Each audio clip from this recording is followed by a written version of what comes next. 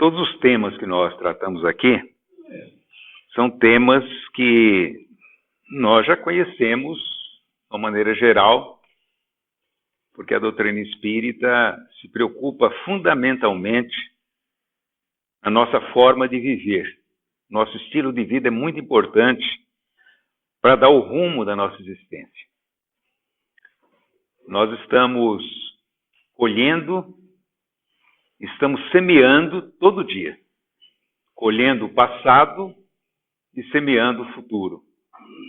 O passado pode ser ontem mesmo, não é?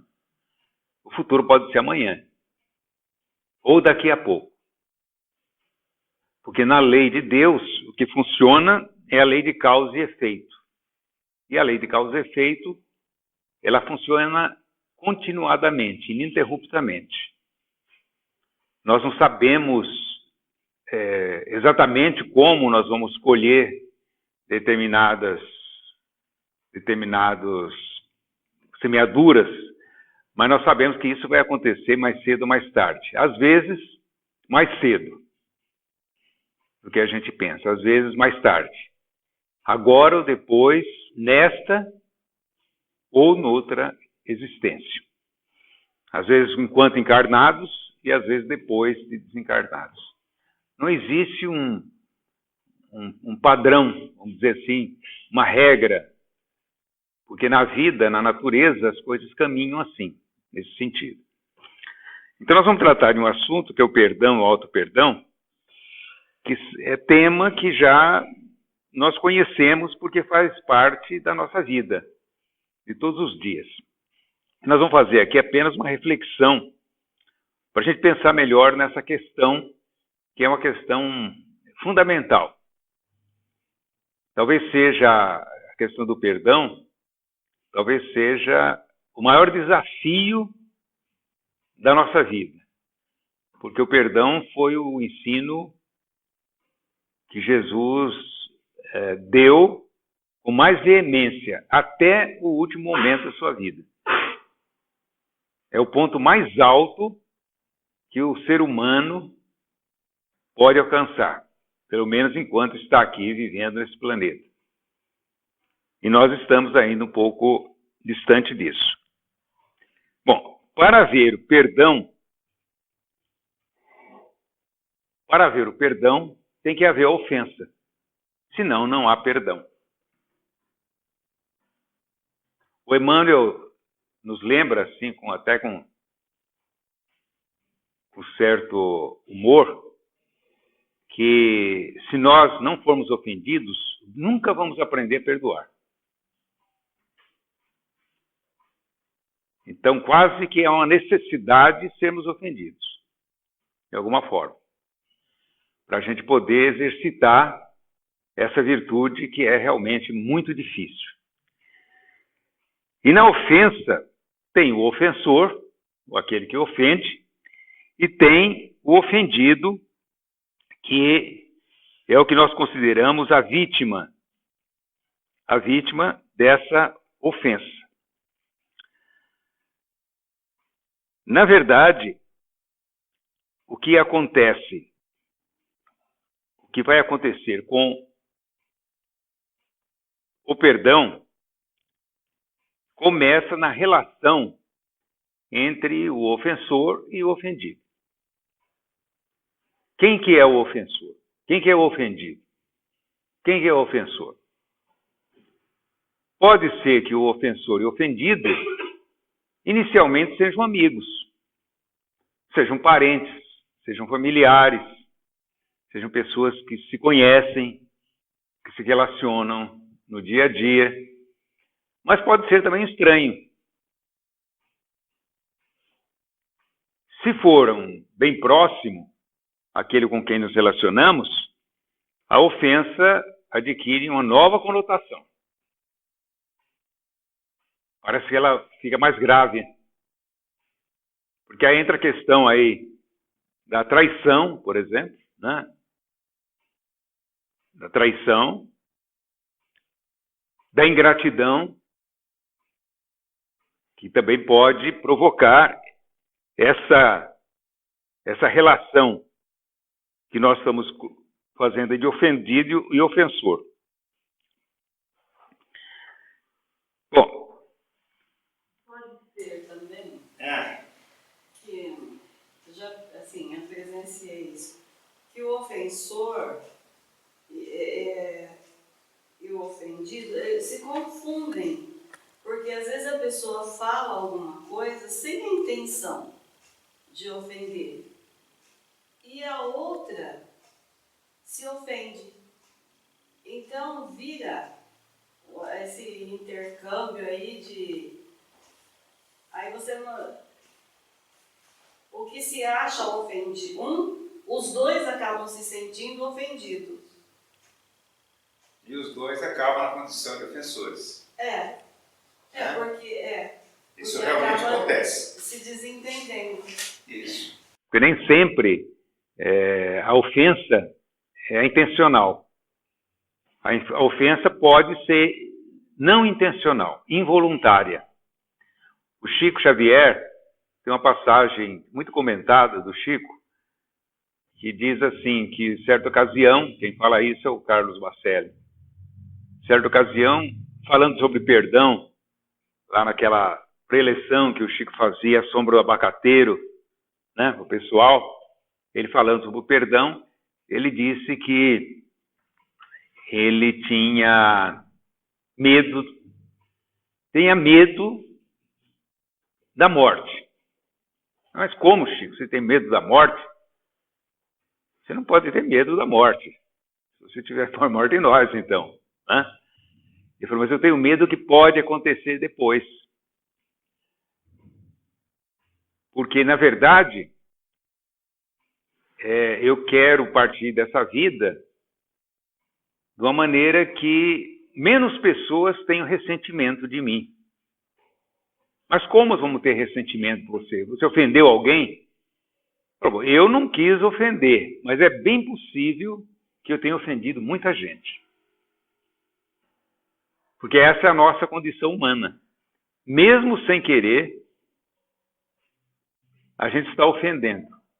Ou se ofende também, né? E também se ofende. Também se ofende. Então, é a questão aí entre dois problemas.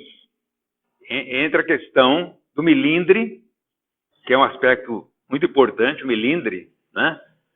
Às vezes a pessoa olha da maneira como ela olhou, a gente sente que ela está contra a gente. Ela está querendo dizer alguma coisa. Às vezes uma frase que a pessoa diz, e pode até dar uma frase no momento errado, mas não foi aquilo que ela quis dizer, ou pelo menos aquilo que eu entendi e que me atingiu.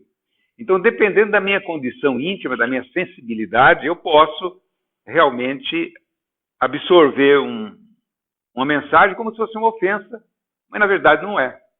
E para resolver esse problema? Então, é aquilo que a Leninha está dizendo. Às vezes a pessoa que não quis ofender, mas acabou ofendendo, porque a ofensa não depende só do ofensor, depende muito do ofendido, aliás, mais do ofendido. E o ofendido interpretou aquilo como uma agressão e acabou levando para o lado da ofensa. E quem acabou se ofendendo é aquele que é considerado ofensor. Justamente, há uma confusão aí de condição. Pode acontecer isso. Então, há muitas maneiras de ofender, né? Existem, a gente usa a palavra ofensor porque é uma palavra mais ampla. Qualquer situação da vida em que a gente se sente prejudicado por alguém é considerado uma ofensa, né?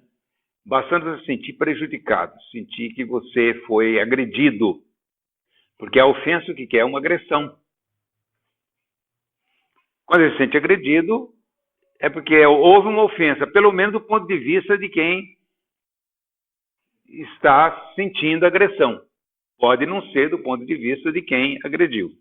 Quem agrediu pode realmente achar que não teve nada demais, que realmente não foi sua intenção, e não dependeu dele, né? Mas a ofensa pode ser de ordem material, há, por exemplo, a violência física. Uma violência física é uma ofensa, né? Essa aí não dá para dizer que foi sem querer, não sei. Bom, até pode, muito raramente, né?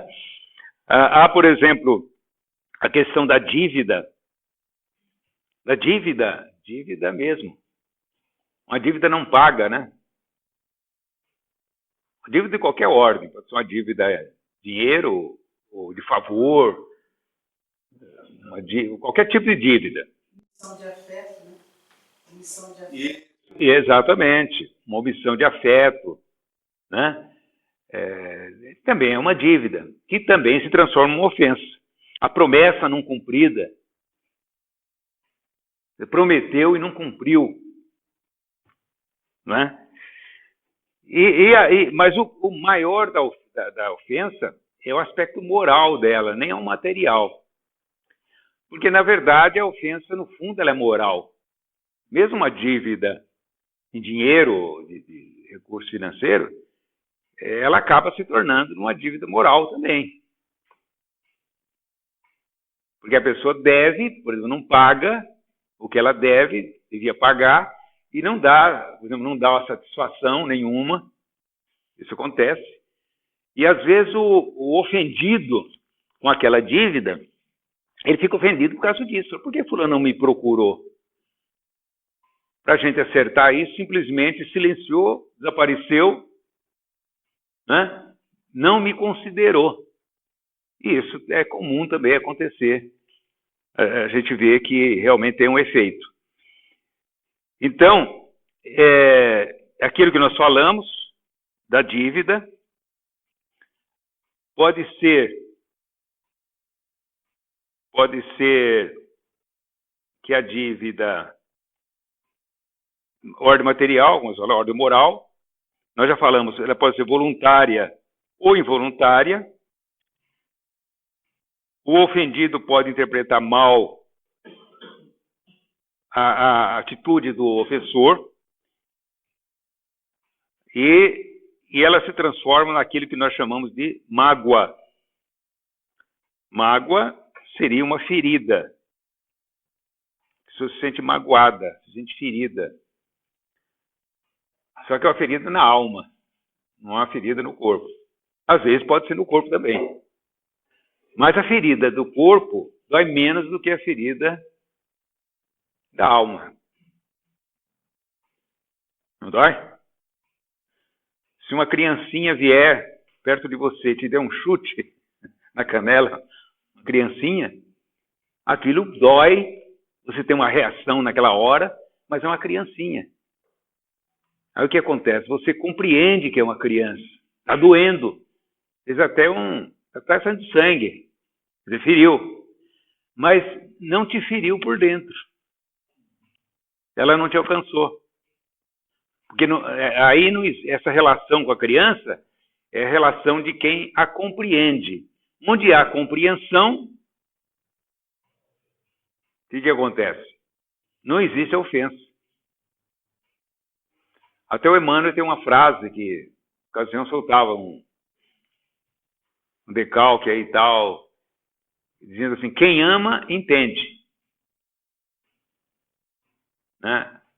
A mãe, por exemplo, em relação aos filhos, às vezes o filho agride a mãe, pessoa que, né? Mas é a mãe, então ela entende aquilo, ela sofre,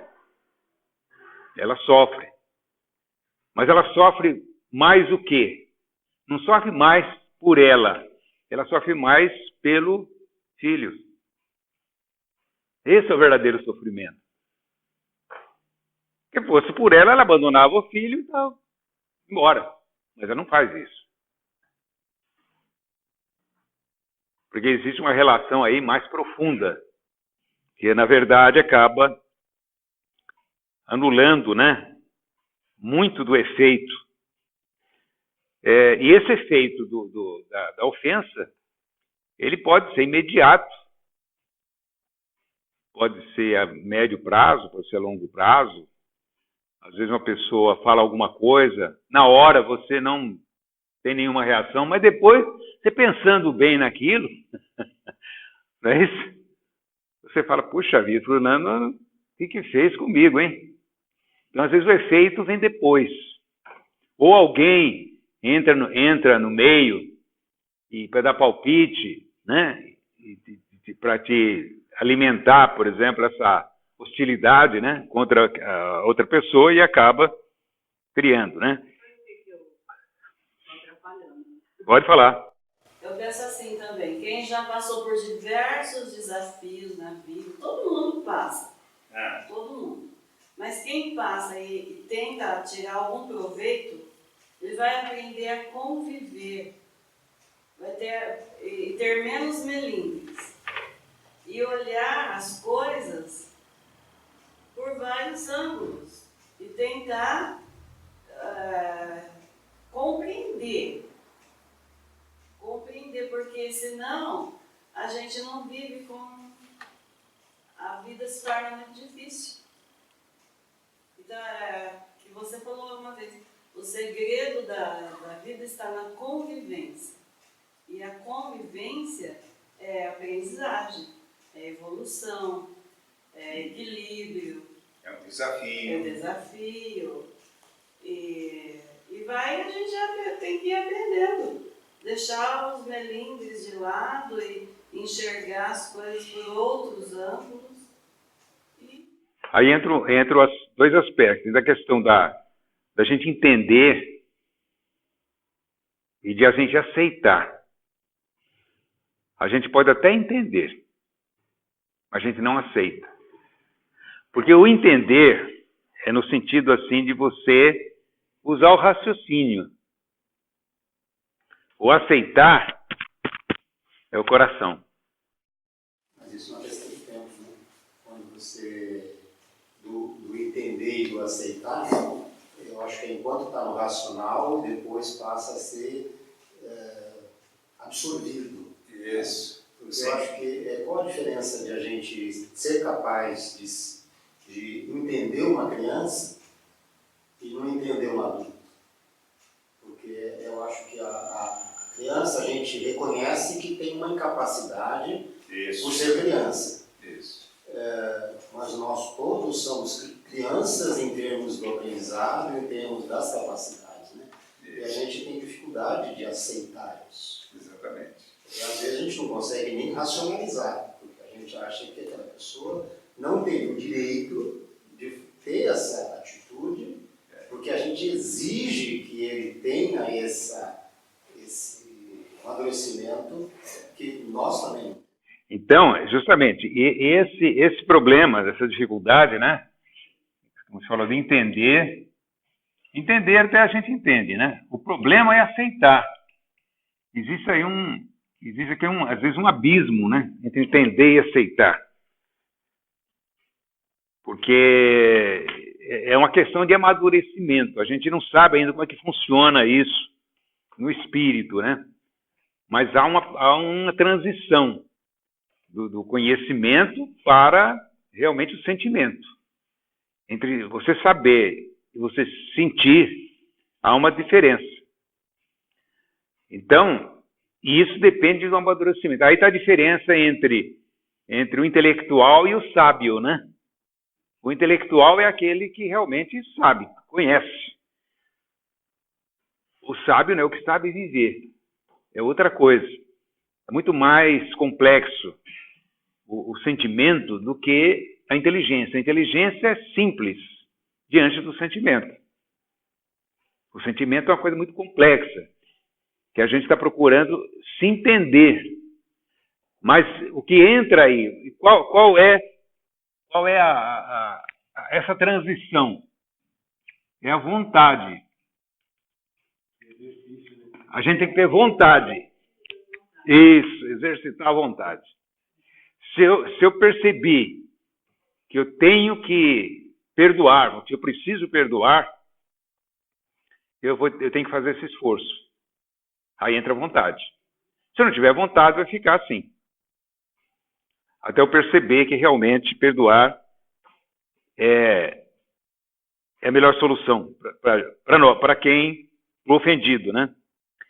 O ofendido, ele fica ferido no seu orgulho. O que realmente nos atinge mais na vida é o orgulho. O orgulho é a principal causa do sofrimento humano. É o orgulho.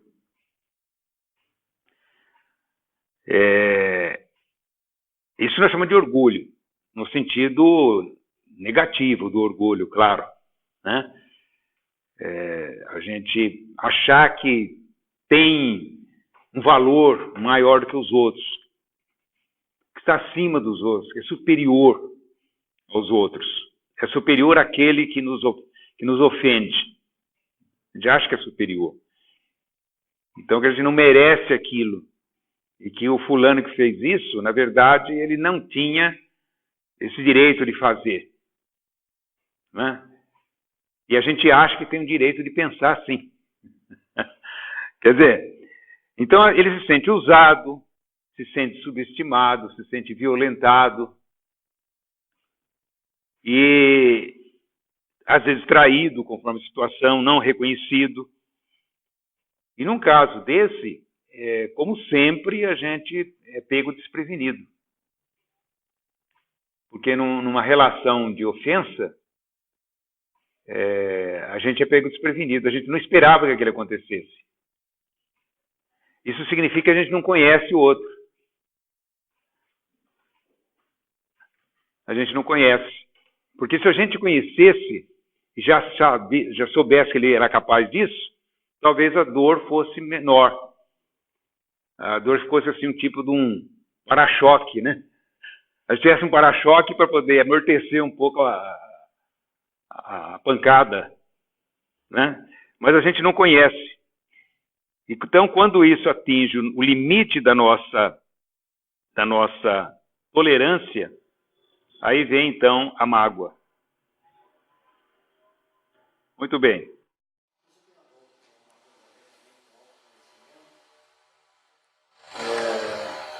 Porque uma coisa que eu sempre falo, que eu tenho falado com os meus netos, é que justamente para não se magoar, que nós não somos aquilo que nos dizem. Nós somos o que somos. As pessoas podem se achar maravilhoso e você não ser. Pode se achar um bandido e você não ser. Então não é o que os outros acham, é que deve te atingir. Mas aquilo, acima de tudo, aquilo que você acha de si próprio. Né? Então acho que as coisas a gente deve se sentir magoado quando aquela ofensa é verdadeira. Mas veja bem, se a gente, usando só o intelecto, né? Se a gente colocasse aí 10 pessoas que dissessem realmente o que elas pensam da gente, mas de verdade,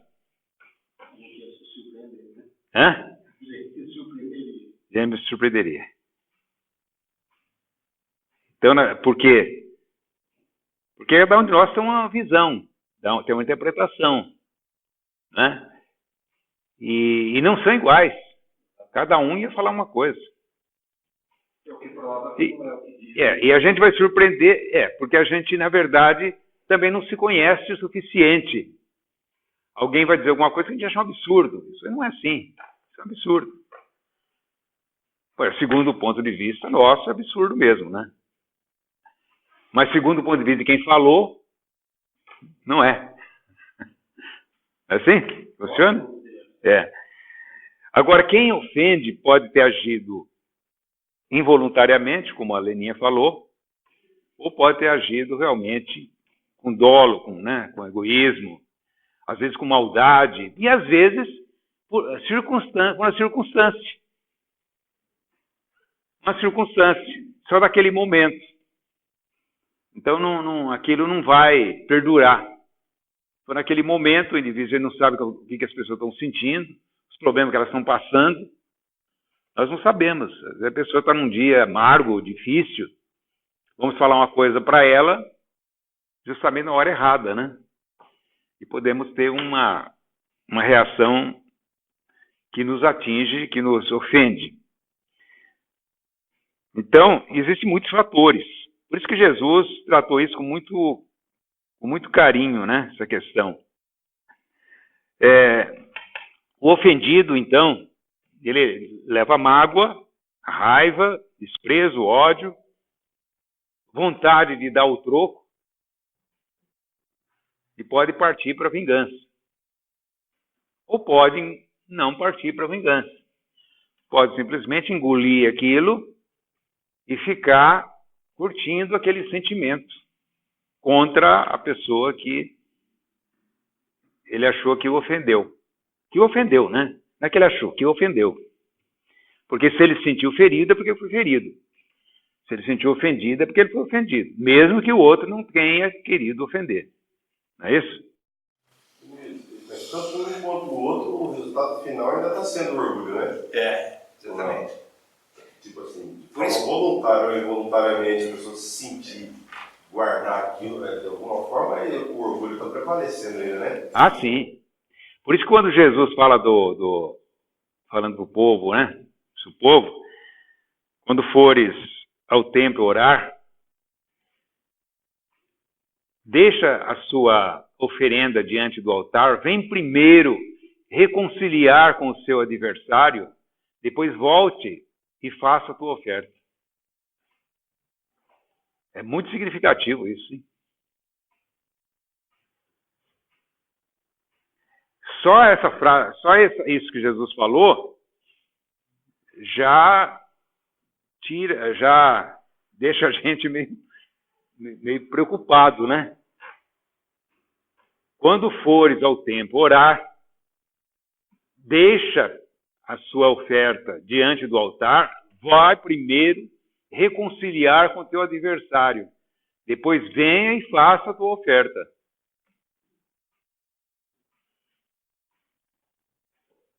Quer dizer, nós não podemos, a verdadeira prece, ela não pode estar contaminada pela mágoa, pelo ressentimento, pelo ódio. Não pode estar, senão já está comprometida. Não é isso que Jesus quer dizer? Você está fazendo uma prece lá, pedindo a Deus, né, que te dê isso e dê aquilo. Mas no seu coração está contra alguém, ou pensando mal de alguém. Por isso que Jesus fala da reconciliação, porque a reconciliação, ela tiraria um peso dos dois. Se ela for possível, pode ser que ela não seja possível. Mas pelo menos se você tentou, né? Porque quando Jesus fala, vai primeiro reconciliar com o teu adversário, ele não fala se você é ofendido ou ofensor. Você pode ser ofendido, não é? Pode ser ofendido, pode ser o ofensor. A gente pensa mais em termos assim de quem? Do ofensor, porque o ofensor ofendeu, rompeu com a relação. Geralmente é o ofensor, né? A atitude do ofensor foi para romper a relação. Mas na verdade pode ser um dos dois. Quem vai fazer a reconciliação pode ser tanto ofendido quanto ofensor. Se vai conseguir, nós não sabemos. Mas o que vale é o que ele traz dentro dele. Aí ele está pronto para dizer para Deus, olha, eu estou fazendo o que eu posso fazer. Isso, exatamente. O ofensor nem sabe que ofendeu. Hã? O problema maior ainda é quando o ofensor nem sabe que ofendeu. Né? Ah, só sim. o outro fica magoado. Sim. Naturalmente ele falou numa situação que já criou uma inimizade, né? Já criou um rompimento Aí o involuntário, como ela disse, de né? relações. De forma involuntária, né? Sobre na prática reiterada de certas omissões que eu falo assim, omissão que eu vejo muito no meu trabalho, omissão paterna, omissão materna, com referência ao carinho com os filhos. Então eu falo assim, eu vejo muito caso que os filhos acabam perdoando, essa omissão continua de diversas formas, tanto material como sentimental, carinho, atenção, qualquer gesto que tenha. O filho vai, estende, perdoa, continua. Como é que faz para trabalhar com esse perdão? Porque eu vejo muitos casos daí, as crianças acabam tendo até quadros psicossomáticos em razão dessa ausência de carinho familiar. Porque quando se trata de um amigo, de uma ofensa particular, assim, em apenas um ato, um ato qualquer, é mais fácil de perdoar do que aquela que vem assim ao longo dos anos, entendeu? A criança vem sentindo a falta de atenção. Como é que eu faço para trabalhar isso? A pior situação é dentro da família. É um negócio de piores problemas. São os piores problemas. Aí é complicado, porque, na verdade, o pai, se é o pai que abandonou, por exemplo, geralmente é o que acontece, né? O pai vai embora. Existe uma série de situações que a gente não tem um conhecimento, um domínio. Né? Vem a mãe, por exemplo, entra com uma ação de paternidade, de alimentos, coisas assim, faz uma porção de acusações, tal, que a gente também não sabe até que ponto aquilo funcionou assim. A gente julga pela aparência. Né? Agora ali, na verdade, o ideal seria, hoje em dia, como existe essa preocupação da lei, né, a gente deveria trabalhar a mãe, ou trabalhar o pai, né? Porque a finalidade é a educação da criança, é a formação da criança. Para a criança não levar isso com ela. A gente conhece vários casos, conheço vários casos de filhos que foram criados longe do pai. Foi mais fácil do pai, longe do pai, e que depois que cresceram, que chegaram à idade da razão, queriam conhecer esse pai, porque a mãe já tinha feito, né, já tinha dado uma visão totalmente negativa do pai, né? A necessidade desse contato. Então, é uma parte que, na verdade, não é a parte do advogado, né? Isso seria uma parte mais da assistência social, verificar essas questões para poder reabilitar a família, né? Não de voltar, mas pelo menos reabilitar as relações, filho, pai, mãe. Porque a pessoa pode levar para a vida toda esse sentimento. Nós temos uma amiga nossa, que inclusive participou dessa casa, né? Que ela teve esse problema. Ela disse que ela foi criada, que a mãe sempre falou mal do pai. Ela tinha pior imagem, o pai era um monstro. Era uma pessoa desqualificada, né? E ela foi criada nesse clima. Depois de casada, já estava casada, quando veio nela a vontade de conhecer esse pai. Ela não conhecia, ela viu o pai muito criancinha, não lembrava mais dele. Aí ela começa a procurar esse pai. E ela acaba encontrando o pai, longe da cidade onde ela morava, num outro estado. Ela acaba localizando esse pai. E quando ela vai encontrar o pai já estava muito doente, à beira da morte. Aí ela pôde conversar com o pai. E ela teve uma grande sensação de perda. Ela achou que ela devia ter conhecido esse pai antes. Que talvez ela tivesse... Ela se identificou com ele, embora naquela situação. Veja que coisa. Quer dizer, a relação dela, do pai com a mãe, era uma. Né? Com os filhos pode ser outra, não é isso? Pode ser totalmente diferente.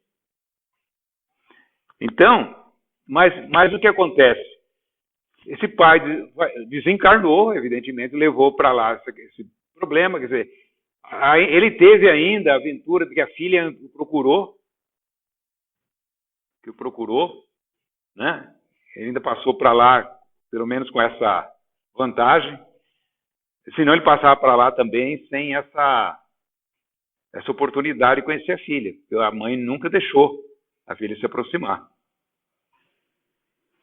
Sei lá o que esse pai fez para a mãe, mas isso aí também não interessa. Interessa que os filhos não podem ser vítimas, né? Dos conflitos que existem, dos desentendimentos dos pais, não pode. Tem nada a ver com a história. Né? Talvez se a coisa fosse conduzida de outra maneira, desse um outro resultado totalmente diferente.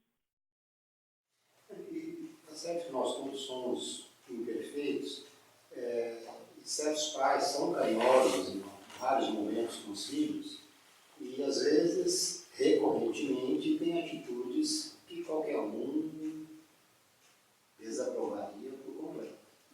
E também, da mesma maneira, recorrentes.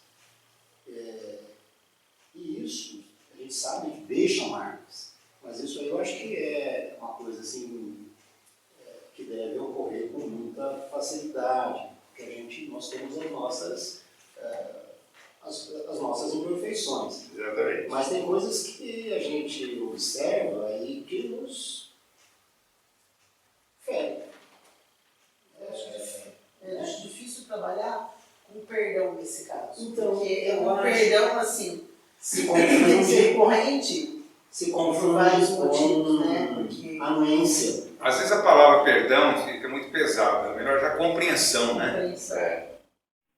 Porque, na verdade, a questão tudo depende do passado dessa gente, não sabe o passado. Por isso que Jesus fala, não julgueis para não seja julgar, porque nós não sabemos o que está atrás disso. A gente só vê as aparências. Às vezes nem o ofensor, nem aquele que criou o problema, sabe o que está atrás disso. Ele foi levado a isso, pela circunstância da própria vida. Não pode acontecer isso? Pode. Mas aí que entra uma dúvida que eu fico, é o seguinte, se a gente reconhecer isso como uma coisa que a gente tem que entender, a gente pode achar, poxa, talvez isso tenha uma razão de ser para quem, por que aquela pessoa está fazendo, sim. e por que o outro está sofrendo. Exatamente. Mas quando a gente está olhando, vendo uma situação dessa, eu me coloco numa situação assim, quando eu vejo essa situação,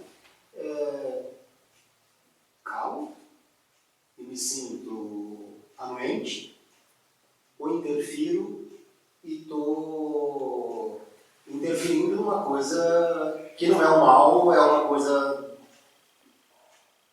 Mas como é que a gente tem a certeza de qual é a atitude a ser, qual que é a atitude a ser tomada, independente da do nosso movimento emocional, que já interfere naquilo que a gente vê? É onde nós vamos pedir inspiração, né? E fazer o que a gente acha que é o correto, né? Aí que eu tenho medo. Não, é claro, mas a vida é um desafio. Né? Bom, de qualquer forma, o ofensor, aquele que ofendeu, quando ele reconhece que ele ofendeu, quando ele reconhece o dano causado, ele tem duas alternativas. Ou ele enfrenta o problema e tenta resolver, ou ele foge. Não é isso? Dependendo da pessoa, ela foge. Não quer nem saber. Ela foge, e mais foge com aquela ideia de que ela causou um problema. Ou ela tenta enfrentar. Enfrentar é tentar resolver. Isso é enfrentar. Tentar resolver, que é a reconciliação. Não reconciliação no sentido de voltar ao que era, que talvez nunca mais volte ao que era, mas de esclarecer a situação. Né? Não é reconciliação assim, não. Nós éramos amigos, vamos continuar a ser amigos. Não é bem isso. Pode ser nunca mais volte a ser, mas pelo menos esclarecer a situação para as coisas se colocarem no lugar e os dois ficarem mais tranquilos, um pouco menos intranquilos diante do que aconteceu. Né? Então, aí que vem a questão do ofensor, que precisa do perdão. Ele vai precisar do perdão, mais cedo ou mais tarde. O perdão é uma necessidade para o ofensor. E é também uma necessidade para o ofendido, para os dois. Eles não foram colocar nessa situação por acaso. Vamos ver aqui o que nós E isso vai depender do quê? Do nível de consciência moral. É o que nós estamos falando aqui. Né? Entender a vontade de aceitar. Você pode, por exemplo, entender o ofendido, ofensor, porque ele fez aquilo. Você até entendeu o que está acontecendo. Mas você não aceita. Não aceita a situação. E aí vai depender realmente daquilo, do seu grau de compreensão. Compreensão mais do que entendimento. Tem o entendimento e da compreensão. A compreensão é mais coração, é mais sentimento. O entendimento é mais razão, mais racional. Né? Então, o perdão do ofendido é a busca da compreensão. O perdão é a busca da compreensão.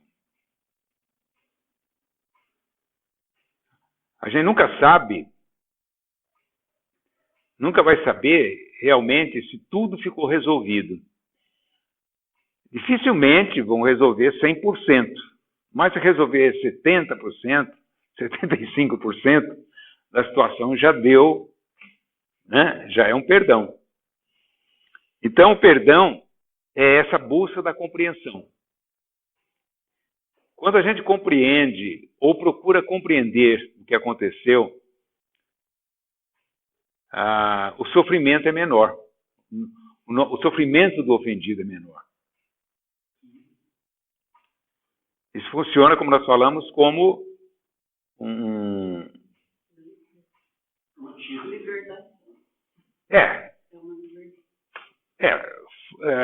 como um airbag, né? Num carro, né?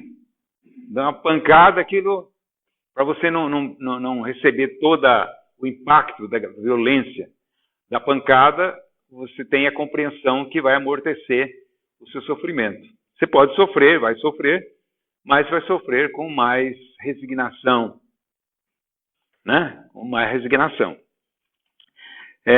O perdão não é um mero esquecimento. Você tem que esquecer. Não. Esquecer seria perder a memória. Né? Aí já é uma doença, uma amnésia. Você não vai esquecer. Você não vai esquecer. Nem o ofensor vai esquecer, nem o ofendido vai esquecer. Pode ser que o ofendido tem esse que não esquece mesmo. Né? O ofensor, dependendo do estado dele, ele pode não se lembrar agora, mas futuramente vai pesar tanto para ele como vai pesar para o ofendido. Mais cedo ou mais tarde. O que ele vai fazer é interpretar de uma maneira diferente. É dar uma nova interpretação à situação. É ver a situação de outra forma. É como a criança que nós falamos que chutou a sua canela. Qual a interpretação você dá? Essa criança é maldosa, né? Violenta, quis me prejudicar, né? Não, você não vai pensar assim. Você fala, é uma criança. Eu entendo. Se bem que ela me machucou e está doendo, hein? Precisava dar umas palmadas. Mas você entende. Você entende a criança. Agora, se for um adulto que faz isso, não precisa nem acertar, né? Só tentar. Fala, Leninha. Sabe o que é? Eu estava pensando num caso assim, que aconteceu na minha vida. Quando entre duas pessoas tem um elo mais profundo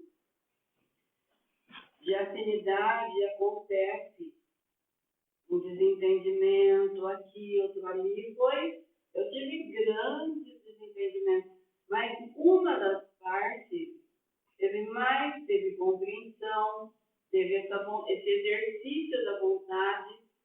Olha, no final das contas, as duas pessoas só têm a ganhar, porque essa minha amiga até já desencarnou. Mas a gente teve momentos muito bonitos, ela se interessou, eu comecei a vir ao centro, em ler, eu passei tudo que eu li, eu creio que foi muito bom. Acho que foi assim, foi um preparo mesmo, porque ela foi muito cedo, né? Desencarnou bem cedo. Então, eu agradeço, porque às vezes, se não fosse esse desentendimento, a gente não teria... Eu acho que até favoreceu. Você não teria se aproximado tanto. Eu preocupar mais com ela. Foi muito interessante tudo isso. Então, porque a vida é assim. Então eu acho que quando tem a vontade e tem essa aceitação de uma das partes, tudo acaba e tem uma ligação entre as pessoas, entre os dois. Uma ligação mais forte. Tudo acaba bem. Porque é lei da vida. A vida são feitas de situações contraditórias.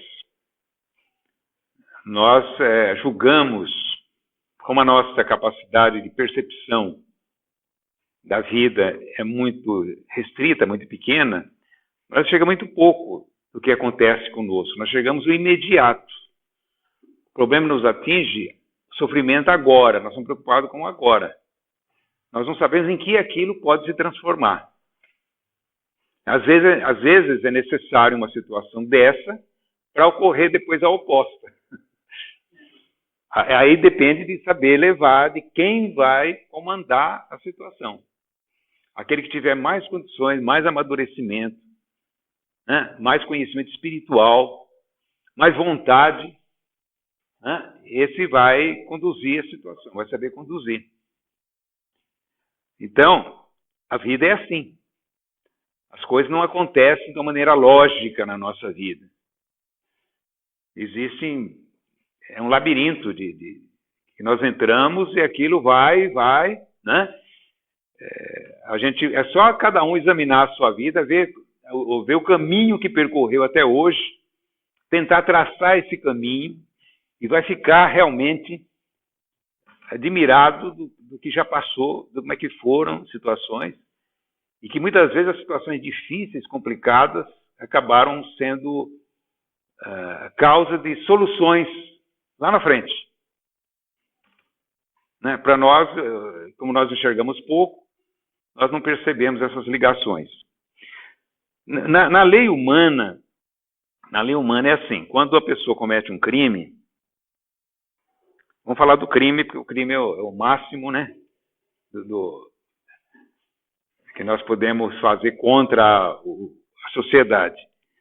Quando você comete um crime, depende, a sociedade tem as suas leis para regular a nossa conduta e para resolver os nossos problemas, porque nós não somos capazes, não temos condições de resolver os próprios problemas. Muitas vezes. Quando temos, não precisa nem da lei, mas quando nós não temos, a lei tem que intervir. Né? E um caso desse, um caso de um crime, de uma agressão, de uma violência, um assassinato, coisas desse tipo.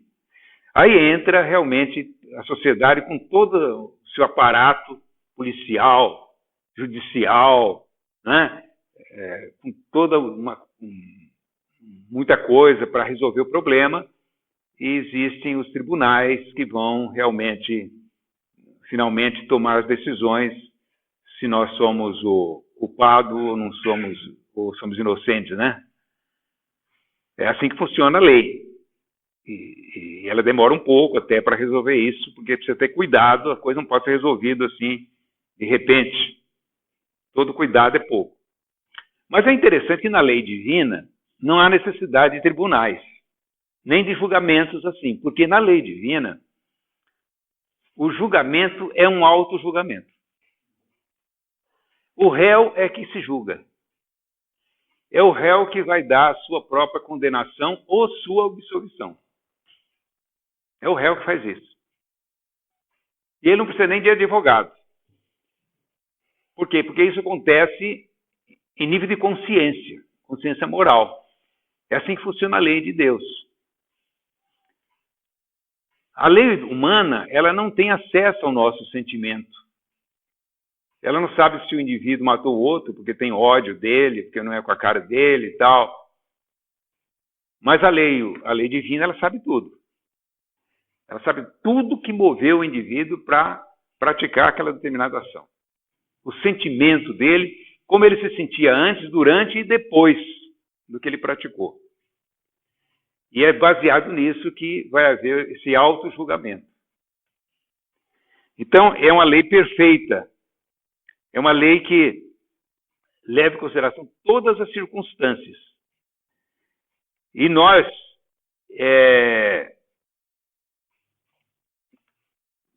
diante dessa lei, como está no Livro dos Espíritos, né? Há uma questão no Livro dos Espíritos que pergunta onde está escrita a lei de Deus. Qual a resposta? Na consciência de cada um. Veja que é interessante. Não é uma consciência universal, não. Ela não é universal. Ela é de cada um. Cada um é juiz de si mesmo. É o seu juiz, é o seu promotor, é o seu advogado. Cada um. Porque isso vai acontecendo ao longo do tempo. Se na justiça humana, um processo criminal, às vezes demora anos, um inquérito, o caso lá daquela moça, daquela vereadora lá do Rio, Marielle, né?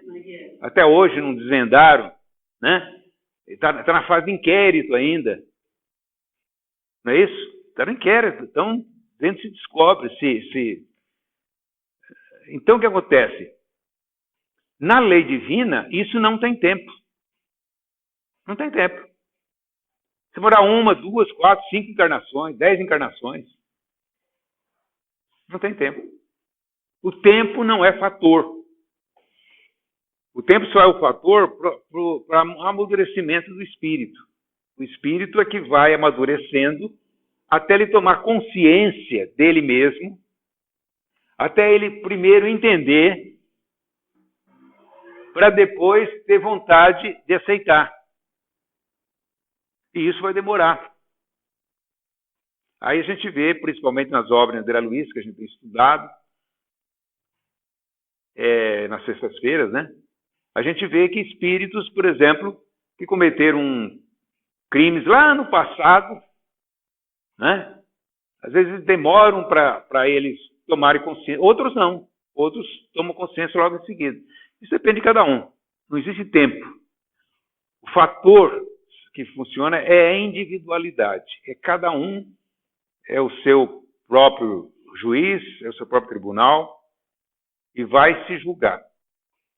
Eu me lembro que quando eu estava na faculdade, quando fiz o curso de ciências, foi um curso que veio na época do governo militar, era um curso importado dos Estados Unidos. Foi bem interessante aquele curso, achei interessante. O curso veio já empacotado. Veio um curso empacotado. Era assim, todas as aulas eram práticas, era fundamentalmente prática em laboratório. As aulas teóricas eram simplesmente a discussão do que foi a aula prática. Isso. Você primeiro tinha aula prática. Depois você ia discutir o que aconteceu na aula prática para tirar as conclusões. Esse foi o curso. Achei muito interessante. Só que ele ficou pouco tempo, pelo menos durante o curso que eu fiz, depois ele foi abolido. Mas, na verdade, como que funcionava? Era o aluno que dava nota para ele mesmo. Era o aluno que se julgava. O professor dava também uma nota para cada um.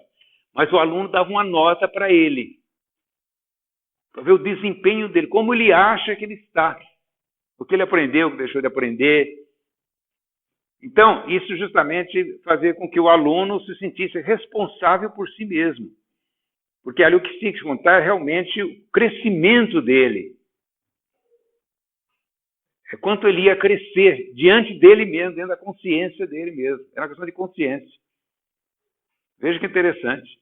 É mais ou menos isso como funciona aqui. Então, isso deu um avanço, né, em saber realmente como é que deve funcionar essa questão de julgamento. Por isso que Jesus, não julgueis para que não sejais julgados. nós temos que julgar nós mesmos, né? Primeiro, nós temos que ter um julgamento sobre nós. E isso é difícil, porque no julgamento, quando nós fazemos, os alunos lá, por exemplo, tiveram dificuldade para aprender isso. Mas tiveram que enfrentar isso. Porque no começo ele quer se favorecer. Ele pensa em se favorecer, em levar vantagem. A primeira coisa que a gente lembra é essa. Não, eu vou dar um 10 para mim. Né? Porque você já pensa em se favorecer. Mas, na verdade, você tem que tomar consciência que se fizer isso, está se prejudicando. Infelizmente, o curso não podia... o ideal, na verdade, seria se o curso fosse individualizado.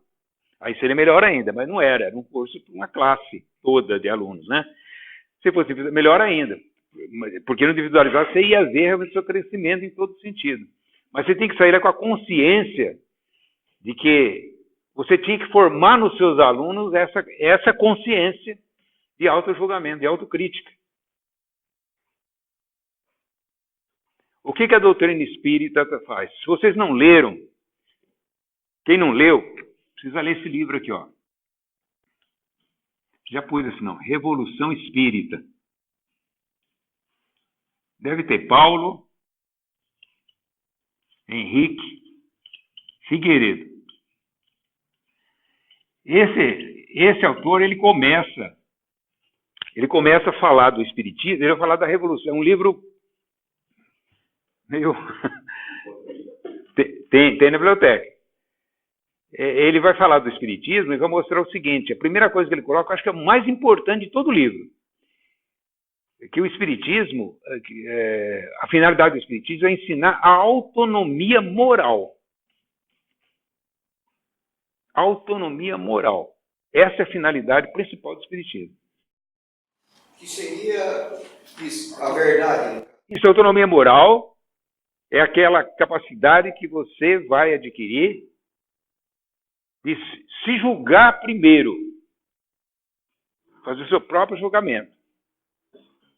Sabendo que, na verdade, não existe Deus não julga ninguém. Não há julgamento de Deus. Deus não julga. Ele delegou para nós esse poder de se auto-julgar. E deu as leis. E deu as leis. Claro, deu as leis. Então aí. As religiões geralmente não. Elas falam do castigo de Deus, vai para o céu, vai para o inferno, tal. Né? Não, na doutrina espírita não. Você é responsável pelo que você faz. Se você não tem ainda consciência dessa responsabilidade, você vai adquirindo isso ao longo do tempo. Como nós, né? Quando era criança, como que a gente agia quando era criança? Como é que a gente agia quando era adolescente? Depois foi crescendo, se amadurecendo, tomando consciência da vida, a tendência na vida, numa existência, como nós tivemos lá o ouvinte fazendo um julgamento dela mesma esses dias, ela falou, olha, eu tomei consciência da importância do perdão depois que eu tive meus netos.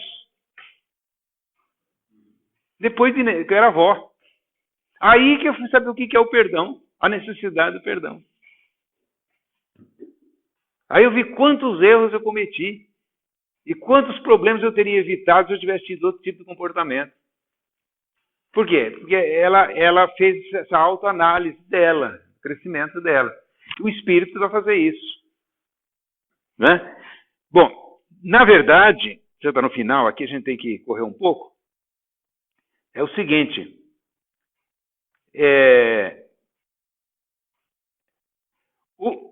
nós falamos do perdão, não falamos do auto-perdão. A questão do auto-perdão, vamos lá no auto-perdão. O que é o auto-perdão? O auto-perdão ocorre, vamos falar do ofensor, que o auto-perdão, nós precisamos de perdão e precisamos também do auto-perdão. O perdão é que alguém nos compreenda e nos liberte desse sentimento de ódio que está nos prendendo. E o auto-perdão é nós nos libertarmos do sentimento de culpa, que é pior do que a mágoa, é a culpa. Às vezes até pessoas não te perdoam. Isso. Então, o que acontece? Como nós falamos aí, uma das saídas do ofensor é a fuga, é fugir. Na verdade, às vezes a pessoa pratica um ato, prejudica alguém, prejudica uma família, prejudica até uma coletividade toda, pode prejudicar, né? Mas ela só vai tomar consciência mais tarde. Talvez nem nessa vida, pode acontecer nessa vida, mas pode acontecer que seja depois. Essas circunstâncias são muito variadas, dependendo de cada caso. Mas quando ela toma essa consciência, vamos supor que ela tomou lá no plano espiritual, de que ela tem essa grande dívida, aquilo e que ela causou, aquilo vai lhe trazer sérios problemas, a consciência. Esses problemas vão fazer com que ela tente fugir da culpa, porque a culpa vem o sentimento de culpa. E ela quer fugir disso, porque aquilo dói, a culpa dói. A culpa machuca. E ela quer fugir da culpa. Então ela procura um meio de fugir. Ela quer sair da realidade, ela não quer reconhecer essa realidade. Ela quer negar isso. Uma coisa doendo nela, ela quer negar. Porque ela acha que a única maneira dela se libertar da culpa é negando que ela tem culpa. A culpa aqui não é no sentido jurídico lá, né? Mas no sentido de dolo mesmo, né? Quer dizer, a pessoa praticou o mal, prejudicou, e ela não quer reconhecer. Então ela procura uma fuga. E essa fuga pode se transformar em muita coisa. Geralmente em sofrimentos. Esses casos, por exemplo, o que pode acontecer? A pessoa pode fugir dos inimigos. Mas ninguém pode fugir de si mesmo. Muitos reencarnam com medo do inimigo. Muitos espíritos reencarnam, às vezes, porque estão sendo perseguidos. E às vezes consegue até se esconder por muito tempo. Mas ele não consegue se esconder de si mesmo. Então, a consciência fica fragmentada. Ele fica com a mente fragmentada, porque ele procura uma realidade que não existe. Então ele corre muitos riscos. Os casos, por exemplo, de reencarnação, isso vai acontecer depois, nesse processo, através da reencarnação, que ele vai ter que sofrer a expiação por causa dele mesmo. Então ele vai, onde ele vai nascer, como ele vai nascer, que doença que ele vai ter. Isso tudo é consequência de culpa, de fuga de culpa. E uma das consequências mais comuns são as doenças mentais. As doenças mentais geralmente advêm de fuga, principalmente a esquizofrenia, advém de culpa do passado. Então nós temos os livros aí da Manuel Filomeno de Miranda, vimos A Loucura e a Obsessão, que é um livro que trata muito bem disso. Tem um personagem lá no Loucura e Obsessão, que é o Carlos. O Carlos era um menino que tinha, um rapaz que ele foi diagnosticado como esquizofrênico. Então a mãe traz esse menino para o centro, para um tratamento. E aí o caso dele é historiado. Ele teve problemas no passado e ele tentou fugir dele mesmo. E a maneira como ele encontrou de fugir é justamente entrar num mundo surrealista, de fantasia, fantástico. E ele, justamente nessa condição, ele reencarnou. E isso atingiu, evidentemente, todo o cérebro dele, foi comprometido por causa disso, e ele nasce com esse problema. que é um problema de expiação. Aí perguntam para o Bezerra de Menezes se depois ele vai viver, tem cura? Não, não vai ter cura. Ele vai conseguir melhorar tudo, mas não vai ter a cura. Aí pergunta, mas e depois dessa reencarnação, ele está curado? Não. Não está curado. Ele está sofrendo as consequências daquilo mesmo que ele está fazendo. Para ele se curar, é só quando ele reparar o mal que ele fez. Quando ele sentiu que reparou. E para isso ele vai ter que passar por diversas experiências, tomar consciência dessa necessidade, dessa reparação, né? Senão ele vai continuar, pode até renascer novamente com o mesmo problema. Posso fazer uma pergunta dele, tá? Está certo que está o horário passando, mas como é que a gente interpretaria a atitude de Paulo quando ele tomou consciência daquilo que ele vinha fazendo e não, assim, ele teve uma prontidão de não se culpar e de pronto atendimento. O que queres que eu faça? Ah, sim, sim. De pronto ele passou para... Tá vendo? Parece que pulou essa fase Da expiação. da expiação. Então, é o que ele está falando, e justamente. O Paulo de Tarso, quando Jesus apareceu para ele, veja bem, o Judas, o que o Judas fez? Suicidou. O que é suicídio? Culpa. O suicídio é culpa do espírito. Ele tende a se autopunir. Então ele tem tendência, não quer dizer que ele vai suicidar, mas a tendência ele tem de suicidar. O Judas é um exemplo vivo. Ele suicidou. Ele não aguentou o peso da culpa. Mas o Paulo não. O Paulo não, porque o Paulo tinha culpa. O Pedro também.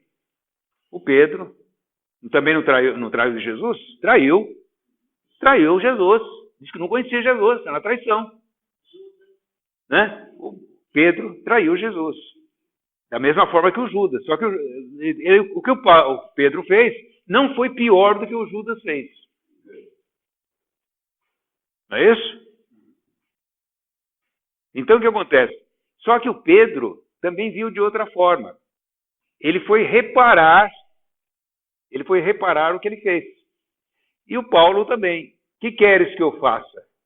O Paulo já tinha matado uma porção de cristãos. Não tinha? O que queres que eu faça? Então o que acontece? Ele pulou a expiação. A expiação se transformou numa missão.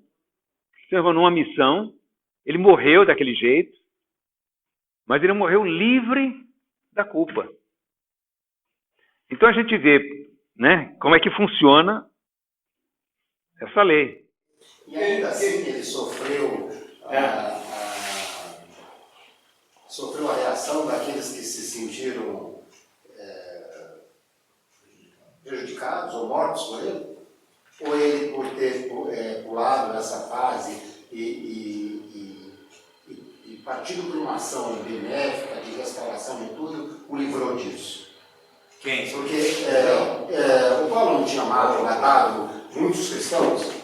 Ah, sim, sim. Então essa reparação não foi com os muitos cristãos que ele... Não. Foi Ele a atitude que sublimou isso tudo. Isso, exatamente. Um ponto interessante. Na verdade, não quer dizer que você matou, você tem que ser morto.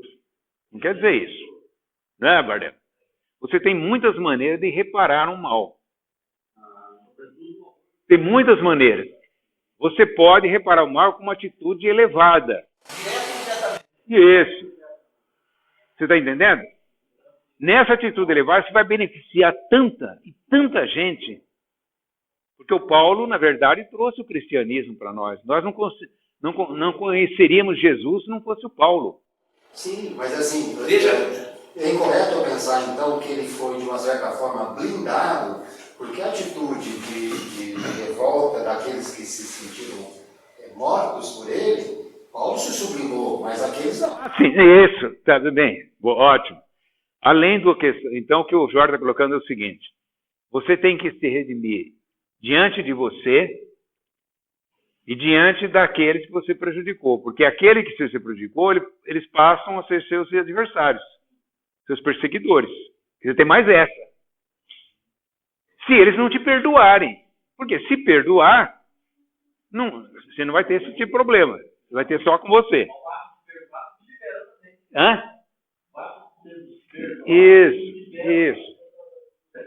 Mas a missão do Paulo foi tão elevada, tão sublime, né? Eu não sei como que ele, evidentemente, ele deve beneficiar esse pessoal. Ele deve devolver aqueles que ele tirou a vida. Pedro fala isso. O amor cobre diante dos pecados. Nesse caso de Paulo também, né?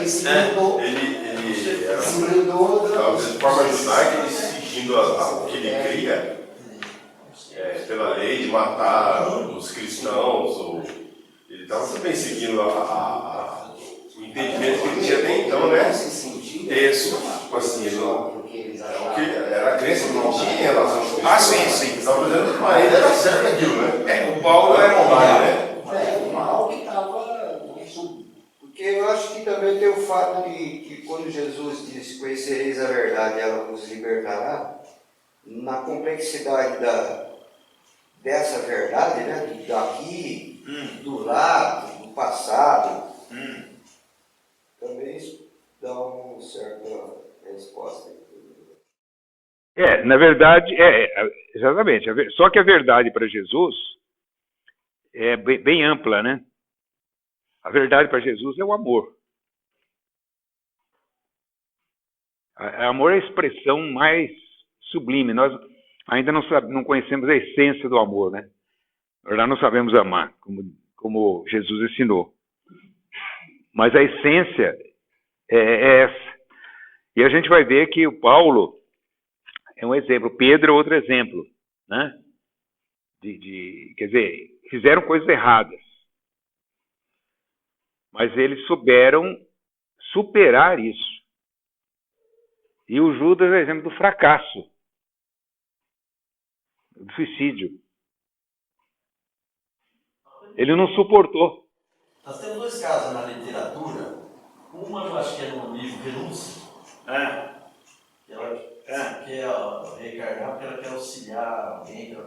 E outra nessa série do André Luiz, que viu uma benfeitura lá que vai reencarnar e fala: "Pô, ela fala, não, eu tenho uma pendência lá, eu quero voltar lá." Sim. Então, nada fugimos da lei, não deixa.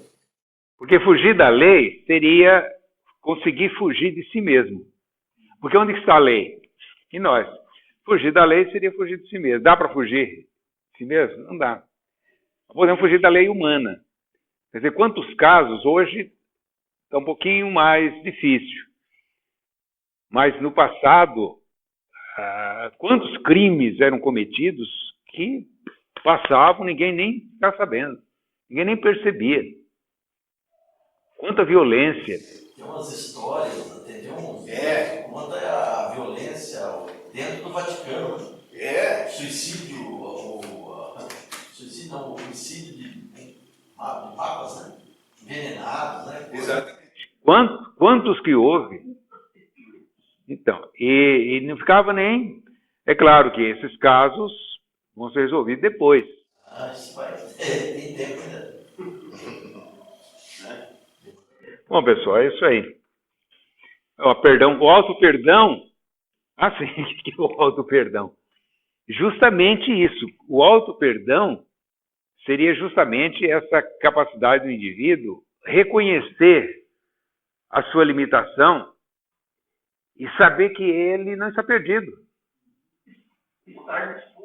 Ele está disposto, foi o que o Paulo fez, foi o que o Pedro fez, né?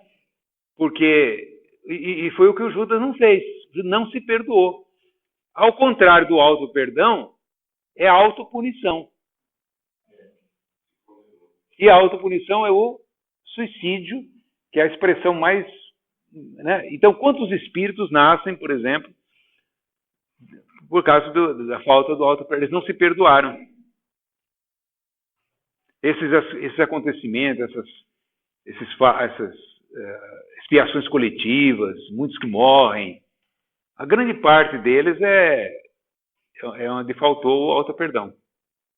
Porque eles poderiam falar, mas tem outra saída? Tem. Eles poderiam, por exemplo, nascer para uma missão, uma tarefa. Mas eles não conseguem ainda isso, devido ao estado espiritual deles. Então, eles acabam se agredindo, se violentando, se matando, né?